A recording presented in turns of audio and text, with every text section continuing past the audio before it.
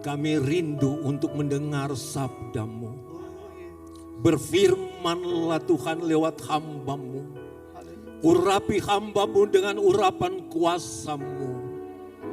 Dan biarlah Engkau bekerja di tempat ini kepada kami semua yang hadir pada malam hari ini. Bahkan saudara-saudara kami yang ada di perumahan, di barak-barak. Mereka pun dalam lawatan Tuhan. Biar kami sama-sama boleh dipuaskan oleh firman-Mu. Kami siap dengar firman-Mu Tuhan. Di dalam nama Tuhan Yesus. Haleluya. Haleluya. Haleluya. Amin. Silakan duduk. Terpujilah nama Tuhan. Shalom.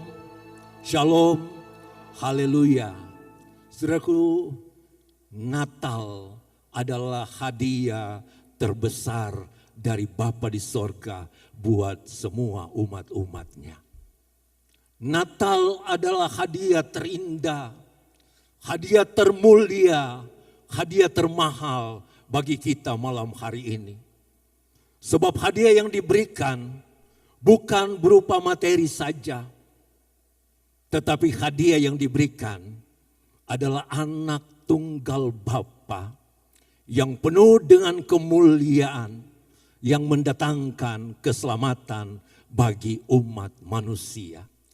Saudara yang kekasih dalam Tuhan, Natal adalah satu hari di mana dirindukan oleh Sang Bapa untuk umat-umatnya datang menyembah dan memuji Dia. Pada waktu peristiwa Natal terjadi di Bethlehem, maka para gembala-gembala didatangi oleh malaikat Tuhan dan dinyatakan bahwa telah lahir Sang Juru Selamat, dan mereka datang dan menyembah Tuhan. Di dalam Alkitab ada dua kelompok yang datang menyembah Tuhan. Di dalam kitab Lukas, pasal yang kedua yang tadi saya sampaikan. Para gembala-gembala, mereka mendapat lawatan Tuhan untuk datang menyembah Tuhan. Dan yang kedua, orang-orang Majus yang sekarang adalah negara Iran, dari timur. Mereka datang dalam jangka waktu yang cukup panjang, dalam perjuangan, dalam perjalanan yang cukup jauh. Setelah Yesus yang dilahirkan itu, kurang lebih hampir 1 tahun, mendekati 2 tahun. Maka tiba mereka di Yerusalem, bertemu dengan seorang raja, yaitu Raja Herodes Agung. Saudaraku yang kekasih, mereka sedang bertanya, di manakah raja, dan kami akan datang untuk menyembah Dia. Dan saudara yang kekasih, ada kelompok yang saya katakan tadi, kelompok yang pertama, para gembala. Itu adalah gambaran para pekerja-pekerja seperti juga kita yang ada di tempat ini. Tetapi kita lihat para Majus. Mereka adalah orang-orang, para pemikir, cendekiawan. Orang-orang yang dikatakan magos, ahli nujum. Mereka datang untuk satu hal. Mereka datang menyembah Tuhan. Sehingga dari dua kelompok, baik dari kelompok yang kecil dan kelompok yang besar, satu tujuan mereka datang berjumpa dengan Sang Yesus. Itu hanya untuk memuji, hanya untuk menyembah, hanya untuk memuliakan Dia. Dan pada malam hari ini pun kehadiran kita tidak lain kita datang untuk mencari hadiratnya, kita datang untuk menyembah Dia. Amin. Amin. Karena begitu besar kasih Allah. Yohanes pasal 3 ayat 16. Karena begitu besar kasih Allah akan dunia ini, sehingga Ia mengaruniakan anaknya yang tunggal, sehingga setiap orang yang percaya tidak binasa, tetapi beroleh hidup yang kekal. Satu kerinduan Bapa di sorga untuk umat ciptaannya, supaya setiap umat ciptaannya yang adalah notabene adalah milik kepunyaannya, supaya diselamatkan. Sehingga di dalam pasal yang pertama, ayat yang ke-11, Yohanes pasal 1 ayat yang ke-11, Dia datang pada orang-orang, kepada milik kepunyaannya. Yohanes 1 ayat 11, Ia datang kepada milik kepunyaannya, tetapi orang-orang kepunyaannya tidak menerima Dia. Orang-orang kepunyaan, semua orang yang ada di atas muka bumi adalah milik Tuhan, adalah kepunyaan Tuhan. Sebab mereka dibentuk, mereka diciptakan seturut dengan kemauannya Bapa di sorga. Tetapi dikatakan, tetapi mereka tidak menerimanya. Tetapi coba kita lihat ayat yang ke-12. Ayat 12. Tetapi semua orang yang menerimanya, termasuk saudara dan saya yang menerima Dia. Semua orang yang menerimanya diberikannya kuasa menjadi anak-anak Allah. Yaitu mereka yang percaya dalam nama-Nya. Kita adalah orang-orang yang beruntung pada malam hari ini. Tawaran Sang Juru Selamat, waktu Dia datang kepada milik kepunyaannya. Tetapi banyak orang yang tidak menerima, tapi puji Tuhan, seberapa kita yang terima Dia, seberapa kita yang percaya kepada Dia, kita yang disebut anak-anak Allah. Satu penghormatan yang sangat mulia kepada kita. Kita akan masuk dalam pembacaan firman Tuhan. Terambil dalam Matius. Matius pasal yang pertama. Kita baca mulai ayat yang ke-18 sampai ayat yang ke-25. Saya akan bacakan. Kelahiran Yesus Kristus adalah seperti berikut. Pada waktu Maria ibunya bertunangan dengan Yusuf, ternyata ia mengandung dari Roh Kudus sebelum mereka hidup sebagai suami istri. Karena Yusuf suaminya seorang yang tulus hati dan tidak mau mencemarkan nama istrinya di muka umum, ia bermaksud menceraikannya dengan diam-diam. Tetapi ketika ia mempertimbangkan maksud itu, malaikat Tuhan nampak kepadanya dalam mimpi dan berkata, Yusuf, anak Daud, janganlah engkau takut mengambil Maria sebagai istrimu, sebab anak yang di dalam kandungannya adalah dari Roh Kudus. Ia akan melahirkan anak laki-laki dan engkau akan menamakan dia Yesus, karena dialah yang akan menyelamatkan umatnya dari dosa mereka. Sesungguhnya anak darah itu akan mengandung dan melahirkan seorang anak laki-laki, dan mereka akan menamakan dia Immanuel, yang berarti Allah menyertai kita. Sesudah bangun dari tidur, Yusuf berbuat seperti yang diperintahkan malaikat Tuhan itu kepadanya. Ia mengambil Maria sebagai istrinya. Tetapi tidak bersetubuh dengan dia sampai ia melahirkan anaknya laki-laki. Dan Yusuf menamakan dia Yesus. Terpujilah nama Tuhan. Saudara yang kekasih dalam Tuhan, berita tentang kelahiran Yesus. Di dalam 4 Injil, 2 Injil menceritakan tentang kelahiran Yesus. Injil Matius dan Injil Lukas. Injil Yohanes menceritakan tentang Yesus, dimulai dengan bahwa dia adalah firman. Dan firman itu adalah Allah sendiri.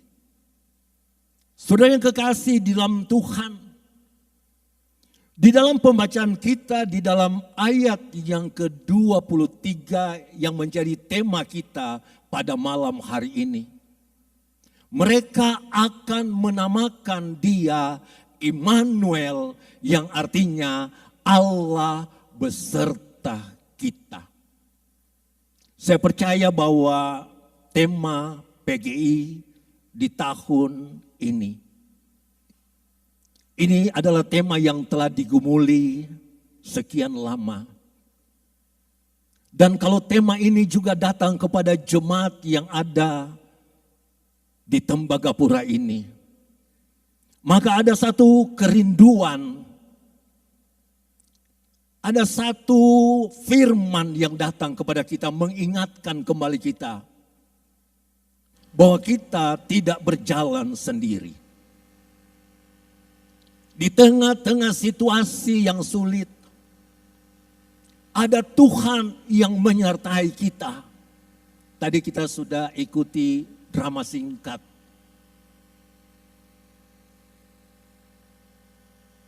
Di mana keadaan yang sedang terjadi, yang sudah terjadi, di mana ada banyak kekhawatiran, ada juga ketakutan dengan situasi yang sudah terjadi dan yang sedang terjadi.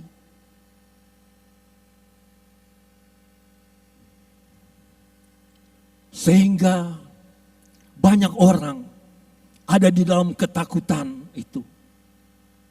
Tetapi kita lihat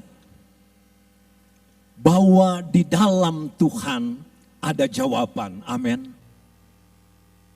Di dalam Tuhan, pergumulan-pergumulan kita, kekhawatiran, ketakutan kita, ada jalan keluar.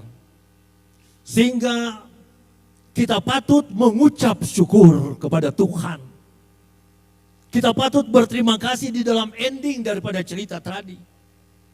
Mereka bersyukur kepada Tuhan. Mereka berterima kasih kepada Tuhan. Sebab nyata bahwa Tuhan setia dengan janjinya. Bahwa Tuhan tidak pernah meninggalkan. Dia yang adalah Immanuel. Allah menyertai kita.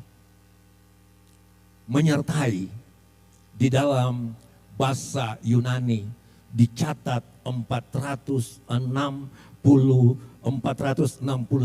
kali. Dicatat dalam bahasa aslinya, bahasa Yunaninya, yaitu meta. Meta mempunyai pengertian yang cukup luas. Allah menyertai kita. Tetapi meta juga Allah dengan kita. Artinya dia menyertai kita tetapi dia dengan kita. Meta juga berarti Allah di antara kita. Artinya kalau dalam kelompok seperti kita yang ada di dalam gereja ini, dia ada di antara kita. Dia hadir di antara kita. Allah dengan kita. Allah di antara kita. Dia menyertai setiap kita yang ada. Sehingga kalau kita boleh ada sampai saat ini, di tengah-tengah tugas dan tanggung jawab, engkau sebagai seorang karyawan, apapun posisi Anda, tetapi satu kekuatan yang datang kepada kita, bahwa dia, Immanuel, menyertai kita. Dia menyertai kita, karena penyertaan akan kita, sehingga kita boleh katakan puji Tuhan. Kita boleh tetap bersyukur. Tadi ada tampilan tadi di dalam Mazmur Fatsal 136. Bersyukurlah kepada Tuhan sebab dia baik. Bersyukurlah kepada Tuhan sebab dia baik. Kebaikan Tuhan dinyatakan dengan penyertaannya selama engkau ada di tempat ini. Selama engkau mungkin ada hal-hal yang sedang digumuli. Tetapi percaya, kita tidak takut. Sebab apa? Istri kita yang jauh dijaga oleh Tuhan. Anak-anak kita yang jauh, mereka dijaga oleh Tuhan. Mungkin kita tidak bisa cuti di bulan Natal seperti ini. Karena situasi dan kondisi. Tetapi Tuhan tidak pernah meninggalkan kita. Tuhan tidak pernah meninggalkan kita. Sekali lagi Tuhan tidak pernah meninggalkan kita. Sehingga fokus kita. Kita lihat drama tadi. Karena terlalu berpikir yang ada jauh, berpikir mama yang ada di Timika. Nggak bisa turun, berbulan-bulan nggak bisa turun. Sehingga kerjanya nggak fokus lagi. Lihat sepatunya, sepatu yang satu pakai Kings, yang satu Bata. Nggak fokus lagi. Topi juga sudah miring, sudah tidak safety lagi. Tetapi ajakan kami sebagai pemimpin umat, kita mau tetap tenang, bekerja dengan aman. Kita tetap mengikuti protokol kesehatan. Kita tetap cuci tangan, kita tetap pakai masker, kita tetap jaga jarak. Kita tetap mengikuti protokol kesehatan. Sehingga di dalam tugas dan tanggung jawab, semuanya firman Allah katakan ada masanya, ada waktu. Ada waktu untuk berpisah, tetapi ada waktu untuk berkumpul. Adalah waktu lepaskan pelukan, ada waktu untuk memeluk. Semua ada waktunya. Saya percaya kalau waktu kita untuk cuti, kita akan bertemu dengan keluarga sebagai anak-anak muda. Mungkin akan bertemu dengan kekasihnya, bertemu dengan orang tua, bertemu dengan orang-orang yang dia kasihi. Tetapi juga sebagai suami-suami akan berjumpa dengan istri, dengan orang tua, dengan anak-anak yang dikasihi. Puji nama Tuhan, firman Allah saya sampaikan sampai di sini. Tetapi pesan firman Allah bahwa ada Immanuel. Immanuel, saudara-saudara, nama Immanuel jauh-jauh hari, kurang lebih 2700 tahun yang lalu, Yesaya telah menubuatkan tentang nama Immanuel yang ditulis di dalam Yesaya pasal yang ke-7 ayat 14. Yesaya 7 ayat 14 dikatakan bahwa sebab itu Tuhan sendiri yang akan memberikan kepadamu suatu petanda, sesungguhnya seorang perempuan muda mengandung dan akan melahirkan seorang anak laki-laki dan ia akan menamakan dia Immanuel. Saudaraku yang kekasih, jauh-jauh hari berita tentang Immanuel, berita tentang Natal sudah disampaikan. Bukan hanya namanya, bahkan tempatnya di Yerusalem, di Bethlehem. Disampaikan di dalam Mika pasal yang ke-5 ayat 1. Bethlehem adalah kota kelahiran Tuhan Yesus. Puji nama Tuhan. Terima kasih Tuhan Yesus. Terima kasih Tuhan. Inilah firman yang disampaikan oleh kita.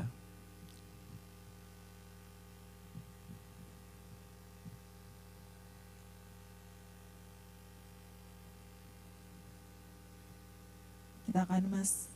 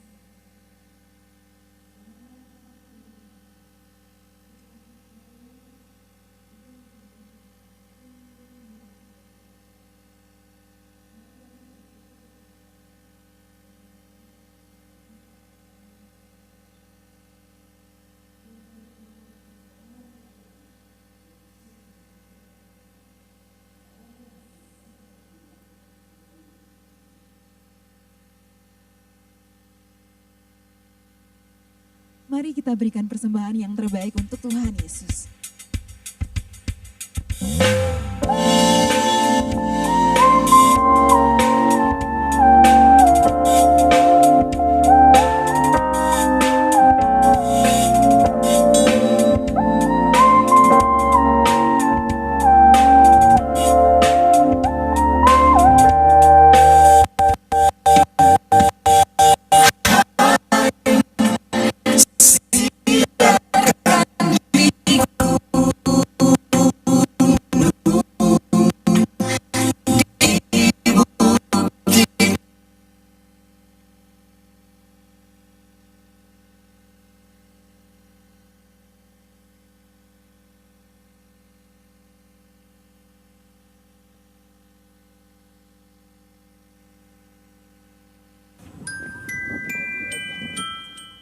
Shalom.